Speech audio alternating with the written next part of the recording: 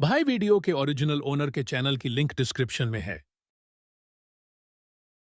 हर जगह एक अलार्म बज रहा था और एक बहुत ही विशाल सा धमाका दिखाया जाता है। आसपास लोग इधर उधर दौड़ रहे थे अपनी जान को बचाने के लिए। आसमान से आग की बारिश हो रही थी और उन्हीं आगों के बीच एक ब्लू कलर का एस्ट्रॉइड को धरती में गिरते हुए दिखाया जाता है। और ये स्पेशल ब्लू कलर का एस्ट्रॉइड सीधा आते हुए एक कॉलेज में पढ़ते हुए लड़के से जाकर टकराता है और उसके पूरे शरीर ब्लू कलर के फायर के अंदर जलने लगा था। उसको बहुत ही ज्यादा दर्द का एहसास होता है। दिखाई देता है वो स्टोन सीधा लड़के के दिल के पास पहुंच गया था और जैसे कि उसी के अंदर अपना घर बसा लिया था। फिर सीन सीधा शिफ्ट होता है 2 साल के बाद लियांग सिटी के हाई स्कूल पर, जहाँ पर बहुत सारे स्टूडेंट्स इकट्ठे हुए थे एक फील्ड पर। और उनके सामने एक टीचर स्टेज पर अनाउंस करते हुए कहता है, देखो स्टूडेंट्स, अगर तुम लोग फ्यूचर में जाकर एक मार्शल आर्टिस्ट बनना चाहते हो तो फिर तुम लोगों को होंगसी एकेडमी पर एडमिशन लेना ही पड़ेगा और उसके लिए तुम्हें दोनों एग्जाम को ही अच्छे तरीके से पास करना पड़ेगा। पहला है रिटन एग्जाम और दूसरा मार्शल आर्ट एग्जाम, जिसका टोटल स्कोर 750 है, जिसके अंदर लिखित एग्जाम में टोटल 225 नंबर रहेगा और मार्शल एग्जाम में टोटल 525। और मैं आशा करता हूँ कि तुम में से हर एक लोग जो कि यहाँ पर इकट्ठा हुआ है वो अच्छे से इस एग्जाम को दे पाएंगे और इसे पास कर पाएंगे। फिर वो सभी को वार्न करते हुए कहता है, याद रखना यहाँ पर टोटल रैंकिंग के अंदर टॉप के 10 लोग ही बस होंगसी क्लास के अंदर एडमिशन ले पाएंगे। और आज पहला लिखित एग्जाम होगा तो फिर सारे लोग एग्जाम हॉल के अंदर जा सकते हो। तभी सभी लोगों के बीच हमारे हीरो चैन को दिखाया जाता है। वो मनी मन अपने हाथ को टाइट करते हुए सोचता है, एक मार्शल आर्टिस्ट बनने का चांस, इसको मैं इग्नोर नहीं कर सकता। और वो बताता है आज से 2 साल पहले वो उस इंसिडेंट के बाद कोमा में चला गया था, जिसके कारण से उसने अपने हाई स्कूल के अंदर 2 साल को मिस कर दिए और उसको स्कूल की तरफ से मेडिकल लीव भी दिया गया था। और इस बार उसका ये लास्ट चांस है और उसे मार्शल आर्टिस्ट किसी भी हालत में बनना है। फिर जब वो आगे बढ़ ही रहा था तभी वो सामने से किसी से टकरा जाता है और दिखाई देता है वहाँ पर 3 गैंग टाइप के लोग थे, जिनके मिडिल पर एक बंदा काफी ज्यादा एरोगेंट बनते हुए कहता है, अरे ये तो चैन है, क्या तुम सही में यहाँ पर एग्जाम देने के लिए आए हो? सारे लोग अच्छे से देखो, क्या तुम्हें लगता है ये चैन 2 साल अपनी क्लास को मिस करने के बाद होंगसी एकेडमी पर जा पाएगा? क्या ये मजाक है? फिर वो अपने हाथ को आगे बढ़ाते हुए एक सिनिस्टर लुक देते हुए कहता है, देखो अभी के टाइम तुमसे जो जूनियर लोग हैं उनको ज्यादा प्रायोरिटी दिया जाएगा और वैसे भी तुम 2 साल बेड रेस्ट में थे और अब उठकर सीधा होंगसी के एंट्रेंस एग्जाम देने के लिए आ चुके हो। मानना पड़ेगा तुम्हारे अंदर काफी गट्स है। क्या तुम्हें ये तो नहीं लग रहा कि तुम कोई जीनियस हो? उसी पल चैन उसके हाथ को पकड़ते हुए रोकता है और धीरे से कहता है, तुम्हारे कंसर्न के लिए बहुत ज्यादा धन्यवाद, बट मेरे बारे में सोचने से अच्छा तुम अपने चक्कर पर तेल दो और आने वाले एग्जाम का तैयारी करो। फिर वो उसके हाथ को झटकते हुए एक रूम के अंदर जाने लगता है, जिसे देखते हुए उस पुलिस के एक साथी अपने दांत कसते हुए कहता है, ये लड़का तो 2 साल पहले काफी ज्यादा नरम टाइप का हुआ करता था और हर कोई उसे बुली करते थे, ये अचानक से इतना ज्यादा एरोगेंट कैसे बन गया? लगता है एग्जाम के बाद इसे थोड़ा सा लाइन में ले आने का जरूरत है। भाई वो पुलिस का बॉस मन मन सोच रहा था, अभी अभी क्या हुआ, इस लड़की का जो हाथ का ग्रिप था वो काफी ज्यादा मजबूत था। बट वो अपने साथी को रोकते हुए कहता है, देखो अभी हम लोग कोई भी बिना सूझबूझ के कदम नहीं रख सकते, इससे हमें एग्जाम से बर्खास्त भी करा जा सकता है। फिर वो एक बहुत ही क्रेजी लुक देते हुए कहता है, अब तुम बस उस टाइम का इंतजार करो जब मेरे को उसके साथ एग्जाम के अंदर एक डुएल का मौका मिलेगा। उस वक्त अगर एक्सीडेंटली क्रिपल भी कर दो तो भी कोई मेरे ऊपर कुछ भी सवाल नहीं उठाएगा। मेरी चैन उन सभी को इग्नोर करते हुए एक कंप्यूटर रूम के अंदर प्रवेश करता है। फिर अपने एग्जाम को जब शुरू करता है, पहला क्वेश्चन आता है कि अभी के इस दुनिया के बारे में जो भी तुम जानते हो वो यहाँ पर लिखो। और चैन लिखने के साथ साथ हम सभी को एक्सप्लेन भी करता है। साल था 2842। इस दुनिया के ऊपर किसी दूसरे एलियन सिविलाइजेशन का हमला हो गया। अगर बस ताकत के बारे में बात करें तो फिर वो लोग आराम से हमारी इस दुनिया को अपने कब्जे में ले सकते थे, बट इंसानियत ने भी दुनिया के सबसे ताकतवर वेपन न्यूक्स को बना रखे थे, जिसके कारण से 2 साल तक उनके बीच एक घमासान युद्ध हुआ। नतीजन न्यूक्लियर रेडिएशन के कारण से 500 करोड़ लोग अपनी जिंदगी से हाथ धो बैठे और बाकी के जीव न्यूक्लियर रेडिएशन के कारण से अपने जेनेटिक्स को बदल लिए और अजीब अजीब क्रिएचर में तब्दील हो गए। समय था इन मिशन के 18 साल के बाद 27 अगस्त 2860, जहाँ पर इंसानों की जिंदगी एक दूसरे लेवल पर पहुँच गया, जहाँ पर लोगों ने दोबारा से अपने मार्शल आर्ट का शुरुआत किया और दोबारा से ह्यूमैनिटी ने अपने सर्वाइवल इंस्टिंक्ट का इस्तेमाल करते हुए दोबारा से इस दुनिया में अपने कदम ताकतवर किए और बाकी के सारे इवॉल्व हुए गए मॉन्स्टर को चीरते हुए अपने सुपीरियरिटी को दोबारा से दुनिया के अंदर दर्ज की। और इस सवाल के बाद और भी बहुत सारे सवाल आते हैं जिनका चैन ठीक ठाक जवाब देते हुए अंत में जाकर सबमिट एग्जाम में क्लिक कर देता है। फिर चैन अपने माउस को छोड़ता है और अपने बाल खुजलाते हुए कहता है, जरा देखो रिजल्ट तो अभी के अभी आ चुका है, मैंने फुल मार्क्स पाया है। वो बताता है, पिछले 2 साल मैं एक्जैक्टली कोमा में नहीं था, बल्कि मैं अपने शरीर के एक गहरी इंजरी के कारण से शायद से एक दूसरे ही वर्ल्ड के अंदर प्रवेश करता रहा और वहाँ ट्रेनिंग करते हुए मैंने काफी सारे रिवॉर्ड को गैदर किए और उन्हीं में से एक रिवॉर्ड है मेंटल पावर, जिसके माध्यम से मैंने अभी फोटोग्राफिक मेमोरी को एक्वायर कर लिया है। इसके माध्यम से मैं किसी भी चीज को बस एक बार ही देखकर उसे याद कर सकता हूँ, जिसके कारण से मैं इसी को ढाल बनाते हुए आज इतने कॉन्फिडेंस के साथ इस एग्जाम को देने के लिए आया हूँ। बट चलो, इस परफेक्ट स्कोर 225 के साथ भी मैं आराम से अभी घर जा सकता हूँ और मार्शल आर्ट का एग्जाम तो कल होने वाला है। इसके साथ सीन शिफ्ट होता है कुछ टाइम के बाद, जहाँ पर चैन अपने घर के अंदर एंटर करते हुए अपने डैड को हेलो करता है। वही दिखाई देता है टेबल के साइड पर एक डार्क ग्रीन अंडरवेयर में एक मस्कुलर आदमी एक बैग को पैक कर रहा था। तभी हमारे हीरो के पॉकेट से एक छोटा सा टोकन नीचे गिर जाता है। तभी पीछे से एक लड़की उस टोकन को उठाते हुए कहता है, अरे देखो तुम कितना ही ज्यादा लापरवाही कर रहे हो, ये तो तुम्हारे कल का एग्जाम देने का टिकट है, जरा चीजों का ध्यान रखा करो। इसके कुछ टाइम के बाद उन लोगों का डिनर बैठता है, जहाँ पर उनके डैड अपने बच्चों के लिए खाना लेकर आ रहा था। तभी चैन के सामने एक बटल को उसका डैड टेबल में रखता है और अचानक से चैन का नजर इसके ऊपर पड़ जाता है और वो हैरान होते हुए कहता है, ये तो ब्लड कीवी पाउडर है, पापा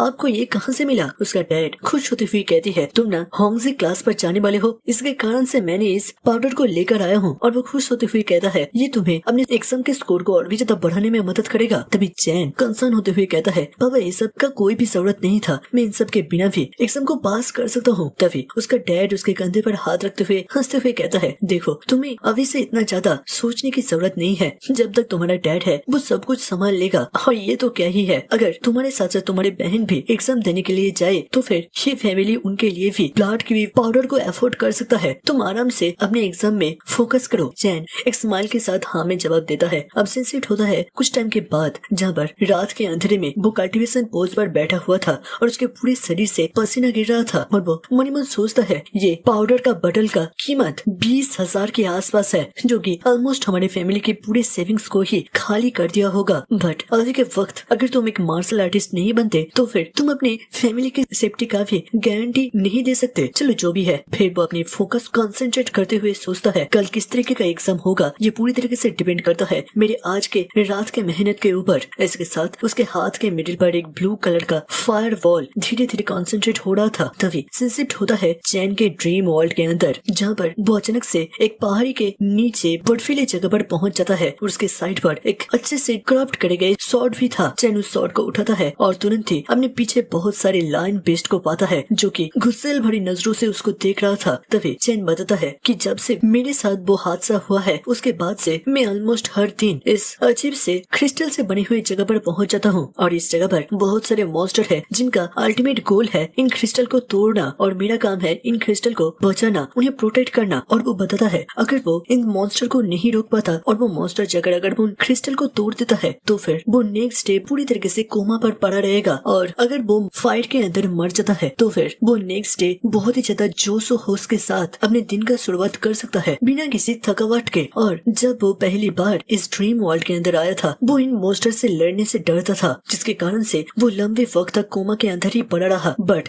जिस वक्त से वो इनसे लड़ना शुरू कर दिया है और मौत से डरना भूल चुका है, तब से वो धीरे धीरे ताकतवर बनना शुरू कर दिया है। और बस इतना ही नहीं, अगर वो मॉन्स्टर को हराता है और एक मॉन्स्टर वेव को खत्म कर पाता है तो फिर उसके मेंटल पावर और भी ज्यादा बढ़ जाता है और उसको अलग अलग रिवॉर्ड भी दिया जाता है। तभी चैन ने एक वेव को खत्म कर दिया था और सिस्टम से नोटिफिकेशन आता है कि नेक्स्ट वेव 30 सेकंड के बाद ही आने वाला है। और इसी तरीके से वो और भी 4 वेव को खत्म करता है, वो भी बहुत ही ज्यादा स्पीड के साथ बिल्कुल निडर होकर। फिर वो एक गहरी सांस छोड़ते हुए कहता है, अब मैं इतनी बार इस लेवल को कंप्लीट करा हूँ कि मेरे को आदत सा पड़ चुका है, बट अभी भी मेरा जो शरीर का स्टैट है इसके हिसाब से मैं उस मार्शल एकेडमी के अंदर जा नहीं पाऊंगा, मेरे को और एक लेवल अप का जरूरत है। तभी सिस्टम से नोटिफिकेशन आता है कि अब मॉन्स्टर का 5th वेव आने वाला है और यूजर को सावधान रहने के लिए कहा जाता है। चैन कॉशियस होते हुए साइड में घूमता है और एक बहुत ही तेजी से रेड कलर का शैडो टाइप का एक बड़ा सा मॉन्स्टर आगे बढ़ता है, दिखाई देता है। ये एक बड़ा सा ड्रैगन था जो कि अपने मुंह से आग को भी फेंक सकता था, बट चैन बिल्कुल भी डरता नहीं है और वो अपने फायर ब्रीथिंग टेक्निक का इस्तेमाल करते हुए उन आंखों के लपटों के बीच से ही वो जमीन में खिसकते हुए एक साइड में आ गया था और उसी पल वो मॉन्स्टर अपने हाथ से एक क्लॉ अटैक छोड़ता है और चैन बहुत ही नजदीक से एक जंप करते हुए इस हमले को भी डॉज कर लेता है। बट उसके नेक्स्ट सेकंड उस मॉन्स्टर ने अपने टेल का इस्तेमाल करते हुए चैन के ऊपर हमला कर दिया था। बट चैन दोबारा से अपने ब्लेड को ढाल की तरह इस्तेमाल करते हुए उसके फोर्स को अपने शरीर से टकराने नहीं देता और वो उसी का इस्तेमाल करते हुए हवा में एक ऊंचा सा जंप ले लेता है। फिर दिखाई देता है वो उस ड्रैगन मॉन्स्टर के बिल्कुल सिर के ऊपर पहुंच गया था और वो अपने पूरे पावर को एक्टिव करता है और वो मनी मन सोचता है मैं पिछले बहुतों बार इस मॉन्स्टर से लड़ती हुई हारा है, बट अब मैं इसके सारे पैटर्न और रिदम को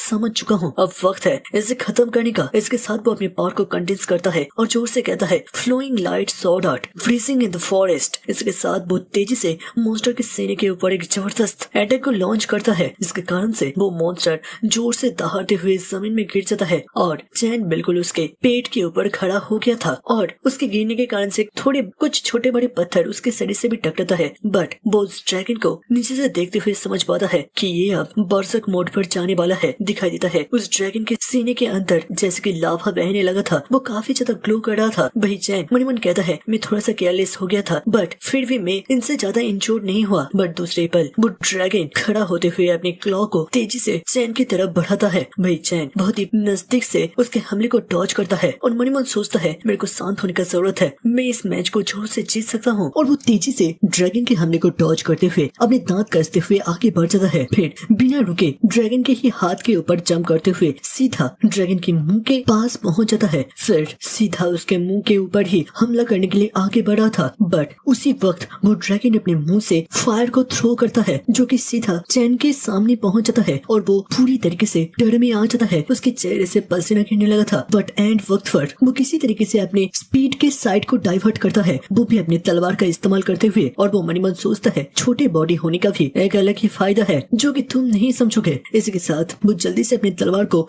ड्रैगन के मुंह की तरफ फेंक देता है और वो तलवार सीधा जाकर उस ड्रैगन के आंख में लगता है और उससे खून छिटकने लगता है, जिसके कारण से वो ड्रैगन जोर से दहाड़ उठता है। वही चैन भी जंप करते हुए अपनी तलवार को दोबारा से पकड़ लिया था और वो ड्रैगन के पीछे पहुंचते हुए एक स्किल को एक्टिव करता है, ड्रम एंड गॉन्ग्स बीटिंग लाउडली। इसके साथ वो ड्रैगन के पीठ पर एक जबरदस्त स्ट्राइक को थ्रो करता है और वो ड्रैगन जोर से चीखते हुए जमीन में धड़ाम से गिर जाता है। और दिखाई देता है अब वो ड्रैगन को खत्म कर दिया था और उसके साथ चैन अपने तलवार को छोड़ते हुए एक स्टैंस लेता है और सिस्टम में नोटिफिकेशन दिया जाता है कि हमारे हीरो ने सक्सेसफुली मॉन्स्टर के 5 वेव को सहा है, जिसके कारण से उसके मेंटल पावर को अब एक लेवल से अपग्रेड करा जाता है। इसके साथ साथ 5 लेवल कंप्लीट करने के कारण से उसे एक नया स्किल दिया जाता है जिसका नाम है वॉइड इमोर्टल विजुअलाइजेशन मेथड। और इस नए स्किल के नाम को सुनते हुए वो काफी ज्यादा हैरान हो जाता है। दिखाई देता है फाइट के कारण से उसके चेहरे से काफी ज्यादा पसीना टपक रहा था और वो मनी मन सोचता है मैंने एक बार सुना था स्कूल के अंदर कि विजुअलाइजेशन मेथड एक बहुत ही रेयर टेक्निक है जो कि मेंटल पावर को और भी ज्यादा बढ़ाने में मदद करता है। नॉर्मली तो मैं अपने सिस्टम के रिवार्ड का इस्तेमाल करते हुए अपने मेंटल पावर को ऐसे ही बढ़ा सकता हूँ, बट अगर इस तरीके का एक एक्टिव स्किल मिल जाए तो फिर मैं इसे बुरा तो बिल्कुल भी नहीं कहूंगा। तभी सिस्टम से एक तीसरा नोटिफिकेशन दिया जाता है कि हीरो जल्दी से जल्दी अपना तैयारी मुकम्मल कर ले क्योंकि नेक्स्ट मॉन्स्टर का वेव भी बहुत ही जल्द आने वाला है। चैन अपनी हाथ छोड़ते हुए साइड में देखता है और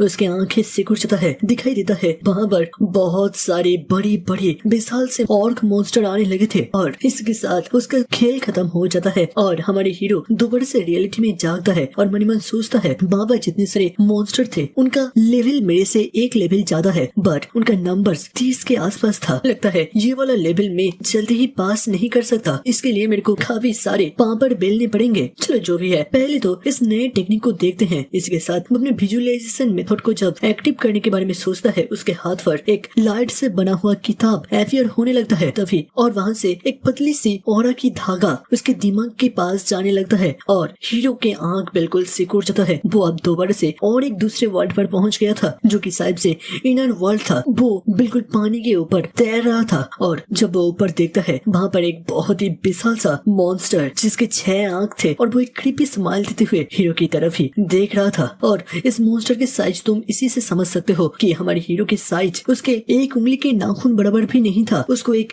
इमेंस प्रेशर महसूस होता है। वो मन ही मन सोचता है सच में इसे ऐसे ही नहीं कहा जाता कि ये बहुत ही ज्यादा ही कठिन टेक्निक है। जिस वक्त को मैं इस जायंट के आंखों में देखूंगा उसी वक्त एक ट्रायल शुरू हो जाएगा। वही अंदर क्या चलता है ये चीज हमें दिखाई नहीं जाता और सीन शिफ्ट होता है दोबारा से बाहरी वर्ल्ड पर, जहाँ पर चैन के शरीर से बहुत ही ज्यादा ब्लू ऑरा रिलीज हो रहा था और अचानक से उसका बहन उसके घर के दरवाजे को धड़ाम से खुलता है और कहता है, भाई खाना तैयार हो चुका है, अब आ जाइए। चैन पसीने से लपटे हुए टी शर्ट को खोलने लगता है और तभी उसका बहन कहता है, भाई तुम तो कुछ ज्यादा ही रिप्ड और हैंडसम लग रहे हो। चैन उसकी तरफ देखता है और थोड़ा सा परेशान होते हुए आगे बढ़ते हुए उसके बहन के सिर पर टपली मारते हुए कहता है, क्या तुम्हारा भाई पहले हैंडसम नहीं था? भाई उसका बहन गुस्से में कहती है, मेरा बाल खराब हो जाएगा, ऐसा मत करो। भाई चैन छोड़ देता है, बट उसका बहन तब भी सोच रही थी अचानक से भाई के अंदर इतना ज्यादा बदलाव कैसे आ गया। तभी चैन आईने के सामने खड़ा होता है और दिखाई देता है उसका पूरा शरीर काफी ज्यादा रिप्ड और मस्कुलर लग रहा था और वो मन ही मन सोचता है, कैसा हो सकता है ये वॉइड इमोर्टल विजुअलाइजेशन मेथड के कारण से ही क्या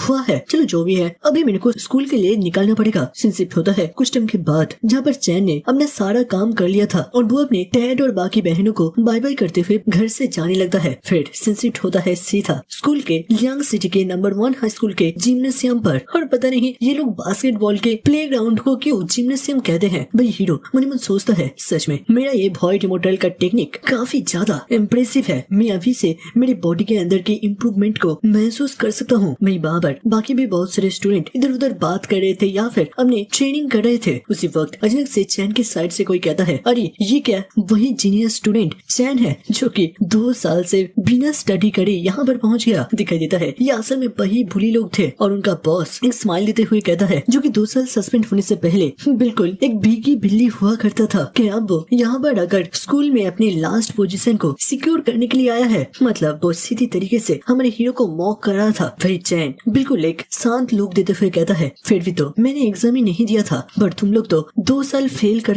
फिर जाकर यहाँ पर आए हो, शर्म तो तुम लोगों को आना चाहिए। जो सुनते हुए उसी पुलिस के एक साइड वाला लड़का जोर से चीखता है, क्या कहा तुमने? भाई चैन एक मॉकिंग स्माइल देते हुए कहता है, ये क्या तुम लोग सुन भी नहीं पाते? देखो इस तरीके के फिजिकल डिसेबिलिटी को लेते हुए कोई भी इस एग्जाम के अंदर पार्टिसिपेट नहीं कर सकता, पहले अपने कान का ट्रीटमेंट करवाओ। अब ये सब कुछ सुनते हुए उस बुली के बॉस को काफी ज्यादा गुस्सा आता है और वो दांत कसते हुए कहता है, देखो चैन तुम मेरे धैर्य का परीक्षा मत लो। वही चैन तो बड़े से एक स्माइल देते हुए कहता है, मैंने तो नाम नहीं लिया था कि तुम खुद ही इसे स्वीकार करना चाहते हो। अब उन दोनों के इस इंटेंस माहौल पर एक लड़का मिडिल में हंसते हुए उन लोगों के मैच को ड्रॉ करते हुए कहता है, देखो देखो अभी एग्जाम होने वाला है, अगर यहाँ पर तुम लोग कोई भी परेशानी खड़ी करते हो तो फिर तुम दोनों ही एग्जाम से बाहर निकल दिए जाओगे और उसके बाद दोनों का ही लॉस हो जाएगा, तो फिर इस फाइट को इसी जगह पर खत्म करो। जो सुनते हुए वो पुलिस लोग वहाँ से जाने लगते हैं, जबकि वो बॉस लास्ट बार मुड़ते हुए कहता है, सुन लो चैन बस एग्जाम खत्म होने तक इंतजार करो। तभी वो लोग जब चले जाते हैं साइड से वो लड़का काफी ज्यादा पैनिक में कहते हैं, भाई तुम ये सब क्या कर रहे हो? चैन एक सीरियस लुक देते हुए कहता है, मैंने अब से फैसला किया है, जो भी मेरे सामने आएगा मैं उसके साथ खुद से डील करूंगा, वो भी मेरे पंच के साथ। और वो अपनी जब मसल को फ्लेक्स करने जा ही रहा था तभी वो दूसरा लड़का चैन के कंधे को पकड़ते हुए कहता है, देखो ये बस फाइट की बात नहीं है, तुम 2 साल यहाँ पर नहीं थे, तुम्हें इसीलिए नहीं पता, असल में इस बुली का बॉस जिसका नाम फेंग रुई है वो रिसेंटली बहुत ही ज्यादा एरोगेंट बन चुका है, क्योंकि उसका सेकंड अंकल अभी इस स्कूल का डीन बन चुका है और खबर है कि डीन ने ऑलरेडी इस बार के क्वेश्चन पेपर को भी फेंग रुई के लिए लीक कर दिया था। वही अभी चैन मनी मन सोचता है, लगता है अब से मेरे को इस फेंग रुई से थोड़ा सा संभाल के रहना पड़ेगा, ऐसा हो सकता है कि टीचर और वो मिलकर मेरे पीछे कॉन्स्पिरेसी रचने का कोशिश करे। तभी साइड से अनाउंस करा जाता है कि मार्शल आर्ट असाइनमेंट को 2 तरीके से डिवाइड करा गया है, पहला स्ट्रेंथ टेस्ट और दूसरा कॉम्बैट डुएल। और सारे लोगों को बताया जाता है कि स्ट्रेंथ टेस्ट करने के लिए सारे लोग 10 लोगों के एक टीम के अंदर डिवाइड हो जाए। सारे लोग डिवाइड होकर एक लाइन पर खड़े हो जाते हैं और उसके साथ अनाउंस कर बताया जाता है कि इन्हीं 10 लोगों के अंदर जो लास्ट में रैंक करेगा उसे बाहर निकल दिया जाएगा और बाकी लोग नेक्स्ट मैच में पार्टिसिपेट कर सकते हैं। तभी वो लोग एक बड़े से सैंडबैग के पास पहुंचता है जो कि देखने में किसी भालू का पेट की तरह था और इसको अंदर पार्टिसिपेट को बहुत ही तगड़ा सा पंच को लॉन्च करना पड़ेगा और उसी से मापा जाएगा पार्टिसिपेंट के पावर को। वही चैन भी अब उस सैंडबैग के सामने पहुंच गया था और वो मन ही मन सोचता है ये थोड़ा सा अनफेयर है,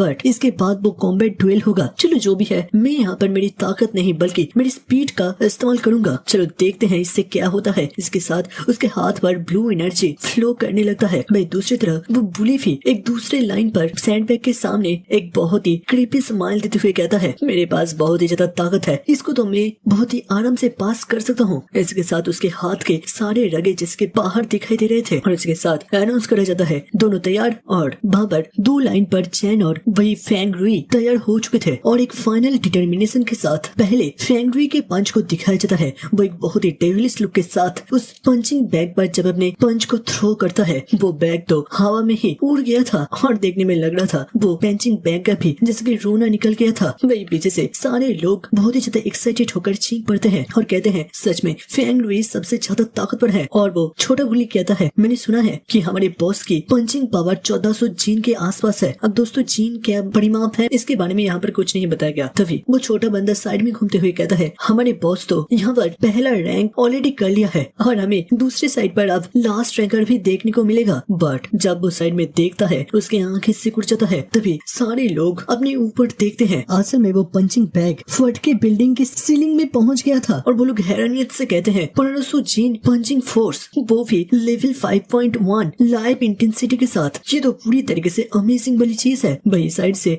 वो बॉस भी हाथ छोड़ते हुए पसीने से लथपथ होते हुए साइड में शॉक होते हुए घूमता है। जहाँ पर आसपास के लोग बात कर रहे थे, इतना ज्यादा पावर के साथ ये चैन असल में किस क्लास पर था? ये अभी तक टॉप 50 के लिस्ट पर भी पिछले साल भी नहीं आया था। ऐसे कैसे हो सकता है? उन लोगों को नहीं पता था कि हमारे चैन 2 साल से स्कूल नहीं आ पाया था। वही चैन का वो दोस्त बहुत ही ज्यादा एक्साइटेड होते हुए कहता है, जैसे कि मेरे भाई से एक्सपेक्टेड था। और वो मन में सोच रहा था, अरे मेरे भाई इतना ज्यादा ताकतवर और इतना ज्यादा अमेजिंग कब बन गया? मेरे को तो इसके बारे में कभी पता ही नहीं चला। और तभी सिंसिप्ट होता है जज के पास। वो मन ही मन सोचता है, 5.1 लेवल के हिसाब से उसकी पंचिंग फोर्स 1000 जीन तक होना चाहिए, बट 1500 जीन है जो कि काफी ज्यादा है। कोई भी होंगजी क्लास का भी ऐसा बिल्कुल भी नहीं कर सकता। क्या सच में रेगुलर क्लास के अंदर इस तरह के एक टैलेंटेड स्टूडेंट सच में हो सकता है? और अगर इसके मार्शल स्किल के बारे में बात करा जाए, और वो साइड से अपने असिस्टेंट से चैन की फाइल को मांगता है, जहाँ पर वो फाइल के पेपर को काफी गौर से देखते हुए समझ पाता है, ओ अच्छा ये 2 साल तक छुट्टी में था और वो टायर 1 में है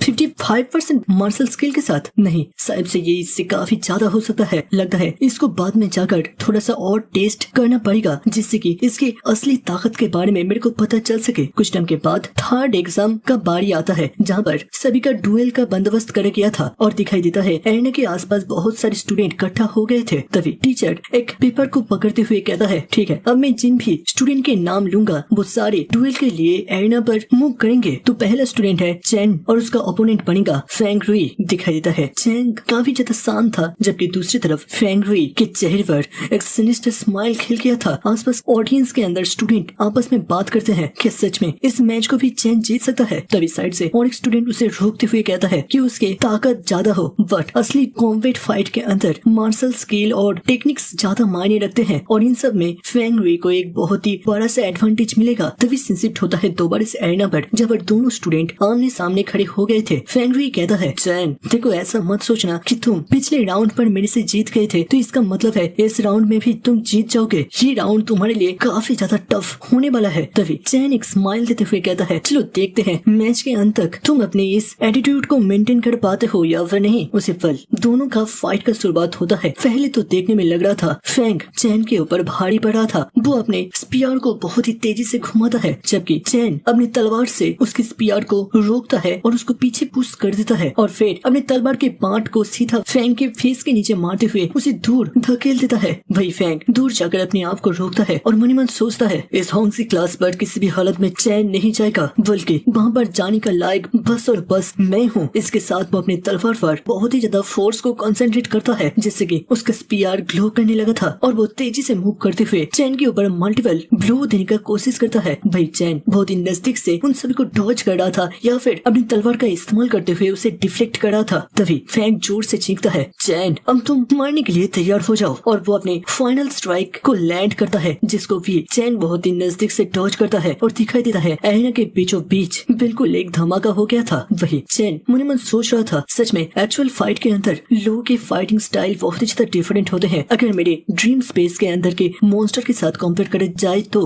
वही दूसरी तरफ फेंग अपनी स्पीयर को ही सामने की तरफ थ्रो कर देता है। वही दूसरी तरफ तरफ से चैन भी अपनी तलवार को बहुत ही तेजी से घुमाता है और उसके स्पीयर से टकराता है। फिर जल्दी से आगे बढ़ते हुए बहुत सारे हमले को थ्रो करता है, जिससे कि फैंग का हालत खराब हो गया था। वो जब जोर से खांसता है उसके मुंह से कफ निकल उठता है, बट वो अब एक चीफ ट्रिक का इस्तेमाल करते हुए अपने पीछे से एक डैगर को बाहर निकलता है, क्योंकि उसने ऑलरेडी अपने स्पीयर को तो फेंक दिया था। वही चैन तब भी उसके लिए तैयार था और वो अपने तलवार के बाण से उसके डैगर को रोकता है। फिर आगे बढ़ते हुए फैंग के चेहरे पर एक जबरदस्त क्लॉ अटैक आकर गिरता है, जिससे कि उसके दांत भी टूटकर बाहर निकल जाते हैं और उसे जमीन में धड़ाम से गिरा देता है और इसके साथ फैंग नॉकआउट हो जाता है। सारे ऑडियंस के अंदर हल्ला मच गया था। वही चैन का वो दोस्त उन भीड़ में से बाहर निकलते हुए हैरान होते हुए कहता है कि सच में मेरा दोस्त जीत गया। वही आपस में लोग बात कर रहे थे कि इसने फेयर फाइट भी करा है या फिर इसने किसी डोज का इस्तेमाल करा था। वही टीचर मेडिकल टीम से बोलकर फैंगडुई को वहाँ से स्ट्रेचर में उठाकर लेकर जाने के लिए कहता है और दूसरे ड्यूएल के लिए स्टूडेंट्स को तैयार होने के लिए कहता है। तभी चैन जब एरना को छोड़कर जा रहा था, पीछे से टीचर उसे रोकने के लिए कहता है। चैन पीछे घूमता है और फिर टीचर के पास जाते हुए इतना खतरनाक वार करने के लिए उससे माफी मांगता है और कहता है मैंने अपनी ताकत का कुछ ज्यादा ही इस्तेमाल कर दिया, मेरे को माफ कर दीजिए टीचर लिंक। भाई टीचर उसके कंधे पर हाथ रखते हुए कहता है चिंता मत करो, कॉम्बैट फाइट के अंदर ये सारे छोटे मोटे इंजरी तो होता रहता है, बस नेक्स्ट टाइम से थोड़ा और ध्यान रखना। वैसे तुमने आज बहुत ही ज्यादा मेहनत करा है, अब तो अपना घर जा सकते हो थोड़ा सा रेस्ट लेने के लिए। भाई चैन उसके लिए थैंक यू करता है। भाई टीचर मनीमन चैन को देखते हुए सोच रहा था जरा देखो इसने फैंगडुई को इतना खतरनाक तरीके से पीटा है, पर फिर भी फैंग ने उसके शरीर पर एक खरोच तक नहीं दे पाया। सच में इसे कहते हैं असली मार्शल आर्ट के अंदर सुपीरियरिटी। और वो अपने पास से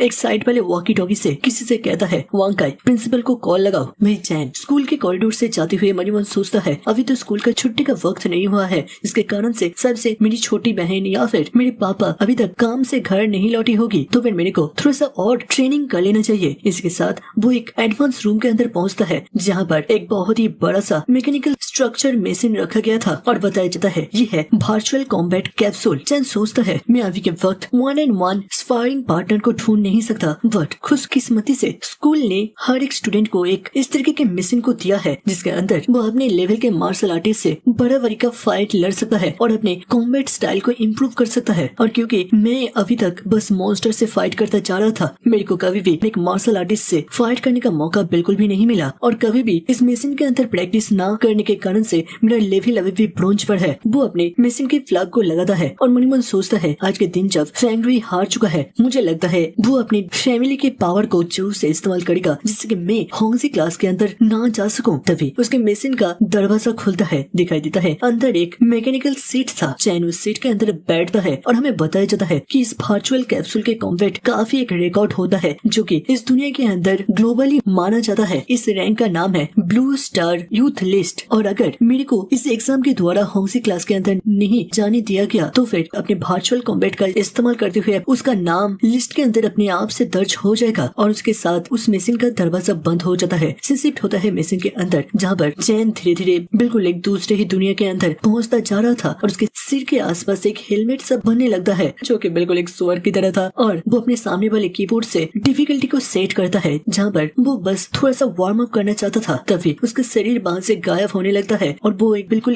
दूसरे व्हाइट रूम के अंदर पहुंचता है, बट वो अपने आसपास कोई भी ओपोनेंट को ढूंढ नहीं पाता। तभी पीछे से आवाज आता है तुम्हारा रिएक्शन बहुत ही ज्यादा स्लो है और दिखाई देता है वहाँ पर एक ब्लू हेयर वाली लड़की को जो कि अपने नाइफ के साथ तेजी से हमारे हीरो के ऊपर हमला करने के लिए आगे बढ़ रही थी और इसके साथ ये स्टोरी डिटेक्ट हो चुका है। दोस्तों ये वाला स्टोरी आप लोग को कैसा लग रहा है जरूर से नीचे कमेंट में बताना। अगर अच्छा लगा तो फिर मैं इसे कंटिन्यू रखूंगा और अगर नहीं तो फिर चलो मिलते हैं नेक्स्ट वीडियो के अंदर। तब तक के लिए देखते रहिए, सुनते रहिए और सुनाते रहिए। बाजी नहीं टू पॉइंट से रोस्टे है फिस्ट से फिस आउट एंड गुड बाय।